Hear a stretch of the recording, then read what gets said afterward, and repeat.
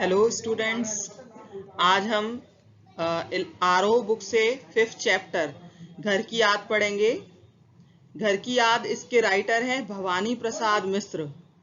ये कविता उस समय लिखी गई थी जब लेखक कारावास में बंद थे, जेल में बंद थे। ये 1942 के अंग्रेजों भारत छोड़ो आंदोलन के दौरान लिखी गई थी।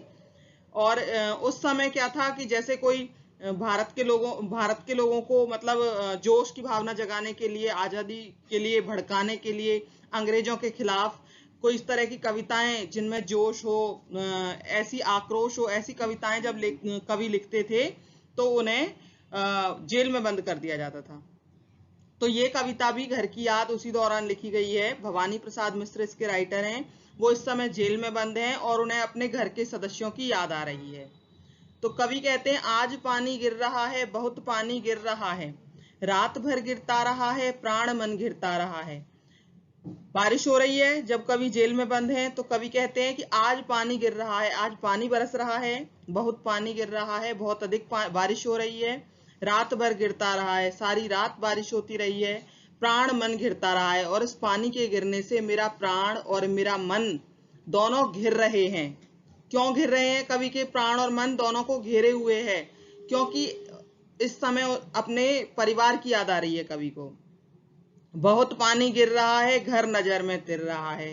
कवि कहते हैं कि पानी बहुत अधिक गिर रहा है, बहुत अधिक बारिश हो रही है, और ऐसे में मेरा घर जो है मेरी नजरों में मतलब तैरना, मेरी नजरों में तैर रहा है। घर की मुझसे दूर है जो घर खुशी का पूर है जो। कवि कहते हैं वह मेरा घर जो मुझसे दूर है और मेरी खुशियों का पूर है, खुशियों का पूरक मतलब मुझे आनंद प्रदान करने वाला, खुशियां देने वाला मेरा घर मुझसे काफी दूर है। घर में 4 भाई, मायके में बहन आई। आगे अपने परिवार के विषय में बताते हुए कवि कहते हैं कि घर में 4 भाई, मेरे घर में कितने भाई हैं? मेरे अलावा 4 भाई और हैं। मायके में बहन आई, और बहन जो है, मेरी बहनें जो हैं वो मायके में आई हुई हैं। बहन आई बाप के घर, हाय रे परिताप के घर। यहाँ कवि कहना चाहते हैं कि मेरी जो बहनें हैं वो अपने पिता के घर आई हैं, अपने बाप के घर आई, अपने पिता के घर आई, लेकिन हाय रे परिताप के घर। परिताप का अर्थ होता है बेटा कष्ट। तो यहाँ पर कवि कह रहे हैं कि बाप के घर आई हैं, उन्हें खुश होना चाहिए, उन्हें आनंदित होना चाहिए कि वो अपने मायके में आई हैं, परंतु वो पिता का घर उन्हें इस समय परिताप का अर्थात कष्टों का घर प्रतीत हो रहा है। घर में सब जुड़े हैं।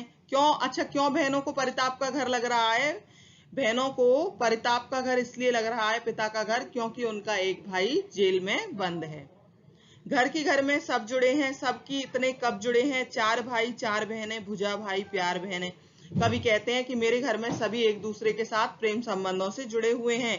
सबकी इतने कब जुड़े हैं, इतना आपस में प्रेम, इतना जुड़ाव हर किसी में नहीं होता जितना मेरे परिवार में है। 4 भाई 4 बहनें मतलब मेरे अलावा मेरे 4 भाई हैं और 4 बहनें हैं।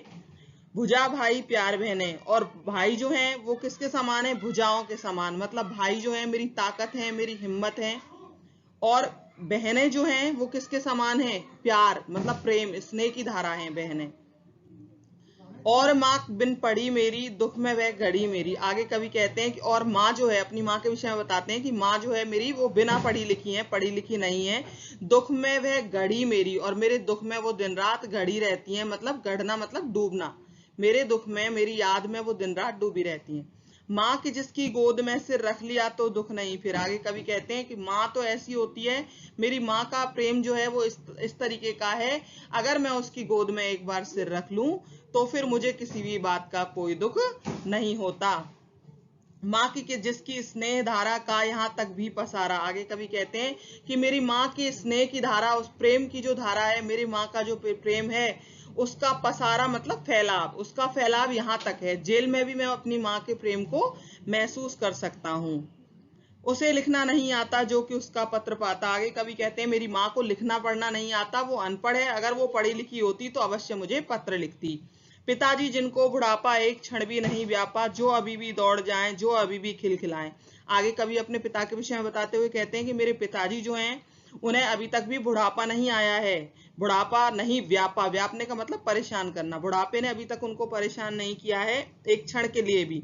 अभी भी मेरे पिताजी ऐसे हैं जो दौड़ जाएं, जो दौड़ लगाते हैं, बच्चों की तरह खिलखिलाते हैं, मौत के आगे न हिचकें, शेर के आगे न बिचकें। अब पिताजी की तारीफ करते हुए, पिताजी के विषय में बताते हुए कह रहे हैं कि पिताजी जो है मेरे, वो मौत के आगे भी नहीं हिचकिचाते, इतने हिम्मत वाले हैं, और शेर के आगे भी नहीं बिचकते। बिचकने का मतलब पीछे हटना, शेर अगर सामने आ जाए तो भी वो पीछे ना हटे। बोल में बादल गरजता, काम में झंझा लरसता। और मेरे पिताजी के जो बोल है, आवाज है, उसमें मतलब आवाज में इतना अभी भी जोश है कि बादल की गर्जना है। और काम में झंझा लरसता, झंझा मतलब आंधी तूफान, काम इस तरीके से करते हैं कि आंधी और तूफान को भी लजा देते हैं, इतनी तेजी है उनके काम में। आज गीता पाठ करके, दंड 260 करके, खूब मुगदर हिला लेकर, मूठ उसकी मिला लेकर। कवि कहते हैं कि आज मेरे पिताजी जब गीता का पाठ करके 260 दंड लगा करके, और मुगदर, मुगदर एक तरीके का बेटा जैसे एक्सरसाइज करते हैं उस टाइप का एक वो होता है, औजार टाइप का, तो उसको लेकर खूब हिलाया होगा, खूब दंड बैठक लगाए होंगे। उसके बाद जबकि नीचे आए होंगे, नयन जल में छाए होंगे। और जब पिताजी ऊपर अपने कमरे में गीता का पाठ करके, व्यायाम करके नीचे आए होंगे, तो उनके नेत्रों में जल छाया होगा। जल किस लिए? आंसू आ गए होंगे। जल छाने का मतलब है आंखों में आंसू आ रहे होंगे। किस लिए? आगे बताएंगे कभी। अब कह रहे हैं, हाय पानी गिर रहा है, घर नजर में तिर रहा है, निरंतर बारिश हो रही है, और मेरा घर जो है मेरी नजरों में तैर रहा है। आगे कभी कहते हैं, चार भाई चार बहनें, भुजा भाई प्यार बहनें, खेल या फिर खड़े होंगे, नजर उनको पड़े होंगे। जैसे ही पिताजी नीचे आए होंगे, तो नीचे जैसे ही आए होंगे तो चार भाई और चार बहनें अचानक से पिताजी को नजर पड़े होंगे कि मेरी भुजाओं के समान मेरे भाई और स्नेह की धारा के समान मेरी बहनें खेलते या खड़े होंगे आपस में। मतलब खेलने का मतलब यहाँ है चंचल प्रवृत्ति में लिप्त होंगे, आपस में बातें कर रहे होंगे या खड़े होंगे, नजर उनको पड़े होंगे। और पिताजी को अचानक जैसे ही वो नजर पड़े होंगे, पिताजी जिनको बुढ़ापा एक क्षण भी नहीं व्यापा, रो पड़े होंगे बराबर पांचवे का नाम लेकर। आगे कवि कहते हैं कि मेरे पिताजी जिनको अभी तक भी बुढ़ापा नहीं व्यापा है, और एक क्षण भी उनको बुढ़ापा नहीं व्यापा, लेकिन जैसे ही उन्होंने अपने चार बेटे और चार बेटियों को देखा होगा, तो अपने पांचवें बेटे का नाम लेकर, पांचवें बेटे को वहां न देखकर अचानक से रो पड़े होंगे। बेटा ये घर की याद कविता का फर्स्ट पार्ट है। सेकंड पार्ट आपको सेकंड वीडियो में मिलेगा। Okay, thank you.